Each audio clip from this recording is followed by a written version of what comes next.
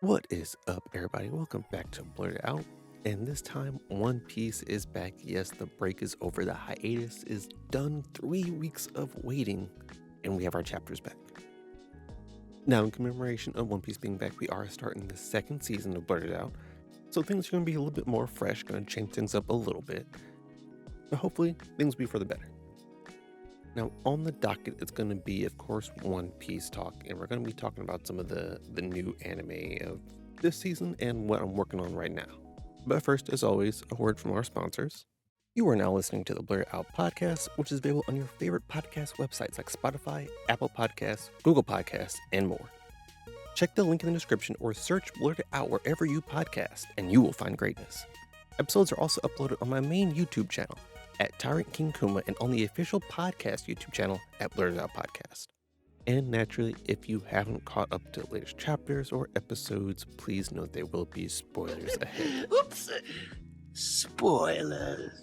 Now, we're still in the pilgrimage of Yamato's cover story, and this time we have Yamato talking with Kinemon about taking a payment for a favor. Now, I'm not entirely sure what this could be for. One of the things that came to mind was Yamato going to visit the graves of some of the ones that passed during the fight in Onigashima. Like, Ashura Doji, Izo. But I'm not sure why he just wouldn't go there himself. I can't imagine he's that busy that he couldn't visit. So I'm not sure what the favor was for, but I'm assuming we're going to see it within the next few cover stories here. Again, I really want to see when this gets to some kind of poneglyph lore, because I feel like it has to be going there. Now, to the chapter itself, it starts off with Gandhi still taking out the last of the pacifistas. And we gotta remember that they aren't really taken out, they're just basically off for a little bit. So what he's doing is he's freezing them, so they're stalling. So at some point, they will wake up again and be a threat. And as he's doing so, he mentions that basically Vegapunk gave Bonnie the power to eradicate nations. And I'm pretty sure this is referring to Vegapunk giving Bonnie the power to control the pacifista, because I don't think he had anything to do with the fruit that she has herself. I don't think he was even involved in that. And I don't see any other reason he would be saying that. So it's definitely the pacifista. The giants are still trying to make their way to the ship. And if we remember from last time, once part of the Straw Hats got to the ship, there were vice admirals raiding there. Now they straight up scrapped. And it might not seem like a big deal because these vice admirals kind of sucked, as most vice admirals do. But Frankie one-shot one of them. And I feel like we gotta look at that a little bit because Frankie doesn't get a lot of shine. Being able to one-shot a vice admiral is nice. Like, he kind of gets sidelined a lot, and again, it's a vice admiral, so it's not a big feat. I mean, even Bonnie takes one out immediately after, but Frankie just never gets the shine like this. So I mean, honestly, to Frankie and Bonnie, that's pretty high. Mars and York are still looking for the transponder cell. They're trying to see where these signals coming from for the broadcast, and they find the room where it was recorded, but they don't find any signal there. So Mars just starts blasting away. Basically, he's done waiting. He's trying to figure out where this is so he can stop it. So his idea is just blow up the entire place. And York basically says that's not a good idea just because everything that's in the building, it would make it explode instantly. Now, I feel like for Mars, that would be fine. He honestly doesn't care about if that building explodes or not. So I find it odd that he didn't just go ahead with that plan regardless of what York said.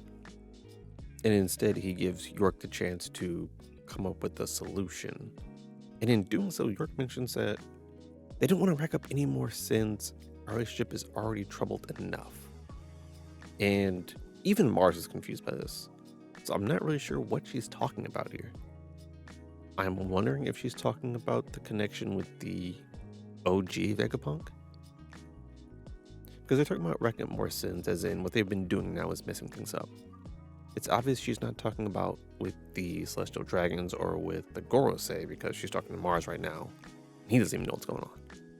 So it's got to be someone either higher on the tier list. I really don't think she'd be talking about Emu.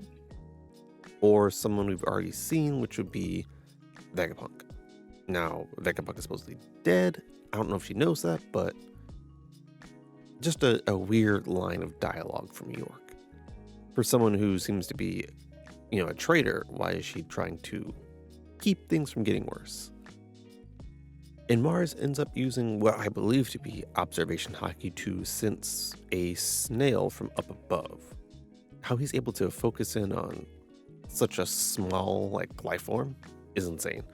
They've been highlighting their hockey for a while now, and so I think this is just another highlight to that the Gorosei have some nasty hockey. And so York tells him what the snail looks like. It's a triangular snail instead of the normal rounded shell. And Mars heads that way instantly. And because he left, Stussy and Kaku are fine. Now remember, Lucci said that he would like Kaku to be saved from the building before basically it's destroyed. And Mars was saying he doesn't know if that's possible. But in getting Mars to leave the building, we actually end up getting Kaku and Stussy saved anyway. And Kaku and Stussy also don't know the forms of the Gorosei, so I'm guessing that basically no one outside of Imu and at that point Sabo knew about these forms. Because not even CP0 knows about them. And they're the highest form of the secret intelligence, so it must be a secret. Then again, the admirals might know, because Kizaru wasn't pressed about it. So maybe it's a matter of the admirals, Imu, and Sabo at this point. Now, as they're talking, Stussy mentions that she's going to be staying to carry out a final mission, and that final mission being lowering the barrier so that we can get out of here with the Sunny. Now, will this be the end of Stussy? I don't think so. I think if Kaku has anything to say about it, he's going to try and save her. Because, Kaku's here too. So if there's any threat to Stussy, it's going to be a threat to Kaku, which means he's going to have to face it. So it's either going to be Kaku or it's going to be Kaku and Rob Lucci saving Stussy. I don't think they're going to let her die here. And we flip back to the Straw Hats. They've pretty much taken out the threat because the Sunny's fine now. Everyone's getting ready to go. We flip back to the Straw Hats that are at the Sunny, and they're pretty much getting everything set up to launch off. We have coup de burst. Usopp's got everything ready to launch. And actually, I really like this because, I don't know, I feel like sometimes there are moments where Usopp would normally be afraid to do something, and instead, he's just gung-ho about it. Like he's saying he finished loading up coup de burst, and that basically he's going to launch off, and we'll have to figure it out as we go. Now, the old Usopp would never just fly off a cliff and just hope that things work out. But this Usopp's like, yeah, we'll fly off. We'll figure it out. We got it. And I just like that because I don't think we get enough glimpses of Usopp being actually functional and useful.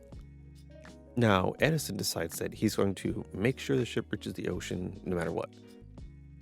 Don't know how it's going to work, but I think this might be the end of Edison. One, he gets a little message that says projected damage is 78%. So I'm assuming by the time this is over, he will be at 100%. Otherwise, why would we get that little notification? So I think he might be joining the list of Vegapunks that aren't making it off Egghead. And back to the mainland with some of the other Gorosei, Luffy, Dory, Broggy. So Jupiter, the sandworm, is basically sucking everything in, causing a vortex. So pretty much drawing everything on the island in and keeping Dory and Broggy from running away. And in a very short and quick solution, Luffy just throws a building in his mouth, and that stops that instantly. So per usual, Jupiter is pretty useless. Saturn also being kind of useless. If you're not Gandhi or Mars, you're not putting in work. I'm just gonna be honest. The rest of them are just here. And at this point, Luffy finally deflates. And I've been wondering how long it's gonna take for a while now. He did a lot in this time with Gear 5. He's been Gear 5 for a minute, and he's just now running out of energy. And he immediately asks for food, to which Dory and Broggy just have food on him. And so Luffy's already, I'm not gonna say he's back to 100, but he's already back to his base form. And it's just in time because Mercury comes charging, and Luffy hits him with a Gear 3rd attack, which you don't see that often anymore. He hits him with Red Rock, which is what he hit Kaido with initially. That was kind of how we started the rooftop fight, was Red Rock. But here, it literally just doinks off his skull and does nothing. In fact, Luffy hurts his hand trying to do it. Now, just think about that for a second. We haven't seen Luffy have like a hockey clash where he lost, like blatantly in a minute. So the fact that Red Rock, which is supposed to be basically a Rio version of Luffy's hockey, didn't do anything. And in fact, Luffy got hurt by that. So again, the Gorosei have disgusting hockey. And I say hockey here because they say that, or Luffy says that he has hard skin. I think if it was just a matter of hard skin, it would be the same thing as Kaido, where Red Rock would be the best move to use. And I feel like them using Red Rock here to specify means that it's not just his skin, but it's probably hockey. Because if it could damage Kaido, I don't see a problem with it. Maybe not even damaging the Gorosei, but clashing with the Gorosei. For Luffy to be hurting, it has to be more than just his skin is hard. It has to be hockey. Otherwise, he wouldn't even feel the pain. So at this point, we start bouncing around to the other groups. So like we bounce back to the Sunny, and we got Usopp and Nami facing off against Saturn, who's pulling up. Now, they don't see him yet, but we know basically what those legs mean.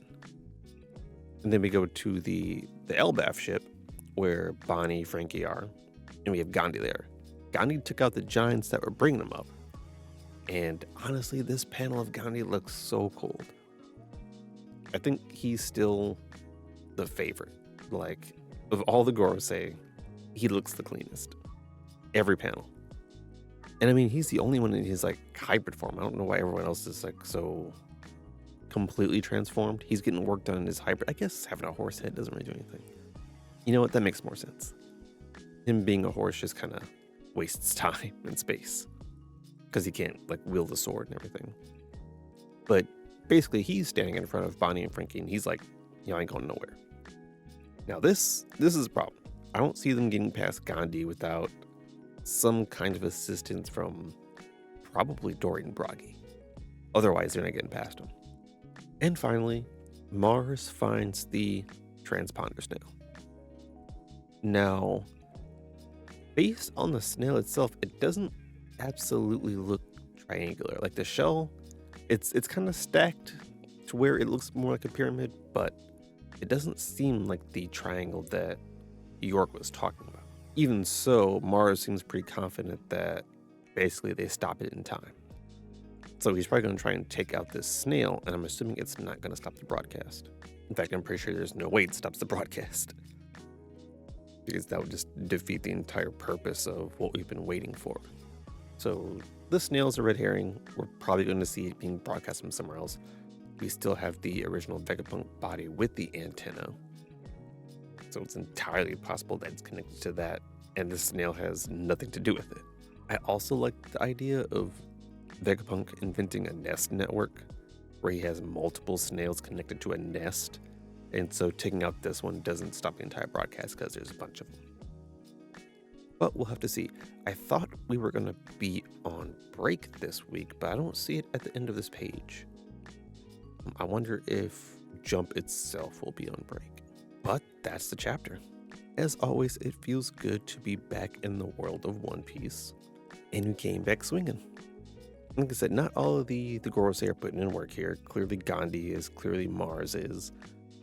We might see some redemption from Saturn. I don't think we will. Jupiter is just useless. And I mean, Mercury's trying. So I mean, they're trying to do some stuff here. It's not going to work out for them, but they're trying. Kizaru's still not back up. The Vice Admirals got wiped. Pacifista are down. It's a mess. It is a mess. I feel like one more party is going to show up. And we know Blackbeard's crew is here somewhere. But I'm wondering if since they got Saturn with Katarina, if they just dipped. 'Cause I know they left then. I'm wondering if there's any other reason for them to be here, or if they're gone. Because if not them, there's got to be another party that shows up here. I don't think the Giants can pull it off themselves.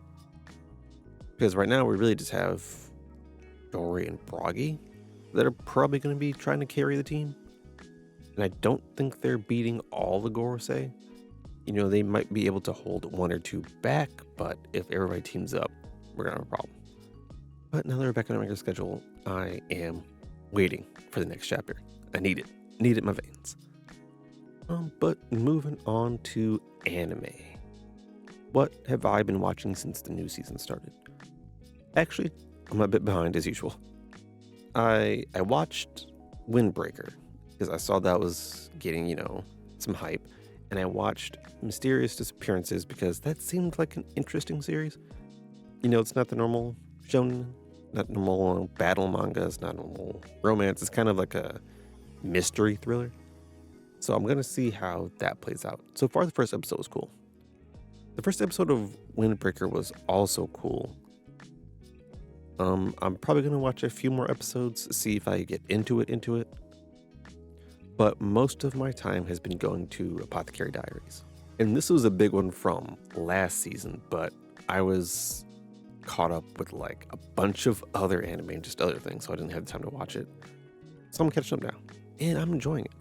I'm on like episode 20, so I'm almost done with this season, and it's been great so far. And Apothecary was like one of the top anime. Like you had Frieren, you had Dangers, you had Apothecary Diaries.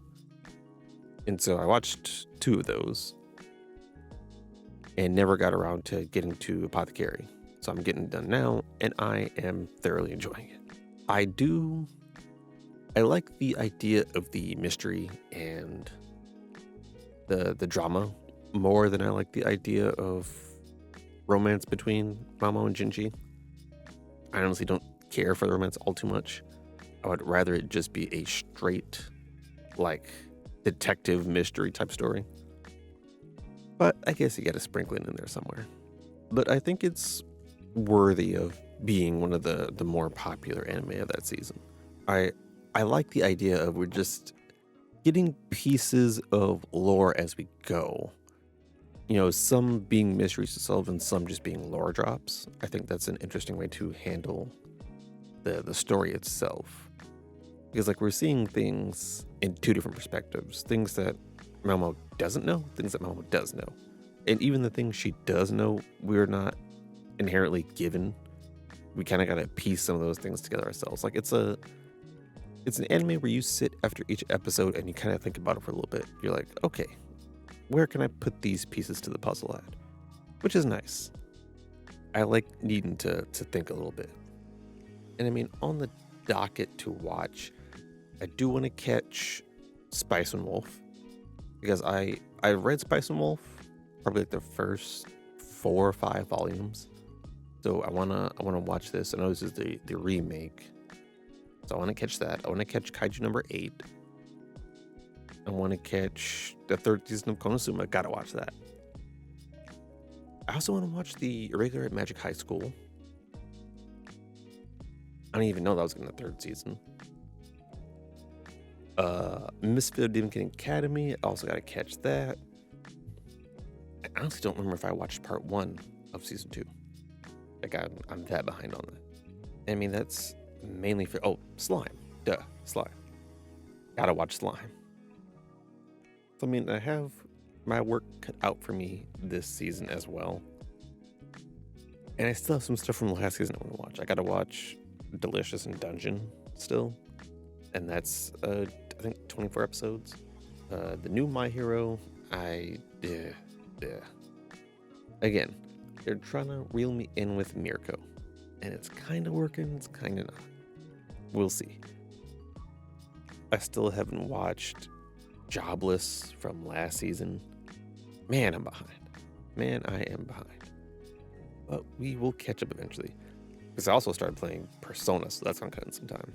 I finally finished Final Fantasy, so I got Persona going. And I'm only like probably an hour in. I'm still doing all the intro tutorial stuff, but still having a good time, as I do with Persona. I'm excited to see where this story progresses to. I mean, I liked Persona 5 so much that I played so many times, but I never played any of the other ones prior to it, so I'm kind of going backwards in my Persona journey. I had Persona 4 on my PSP, but I never actually started it. I just grabbed it and then just never played it. So I might honestly dig that out at some point and play it too. And I also spotted this new game from Atlas and Vanillaware that's called Unicorn Overlord. And if you've never played like any of the Atlas Vanillaware games, they are basically like 2D, beautifully illustrated games. If you've ever played Dragon's Crown, if you've ever played Odin Sphere, they're the same people who made those. And so this game has caught my eye. And I'm expecting to get it here at some point, probably after I finish Persona, because I really enjoy their games. Their art's amazing, the gameplay is amazing, the story's amazing. I really enjoy their games. I will be hopping into that as well. And that kind of wraps it up for this episode. Like I said, we're making some changes here. I've updated some stuff. I updated like my avatar. I updated some of the art just for the channel itself. I want to do more stuff to promote the channel. I also have like a trailer video I made for it that I'm going to put on the main channel. Just some cosmetic stuff, some quality of life stuff, make things better. But I will catch y'all on the next one. Bye.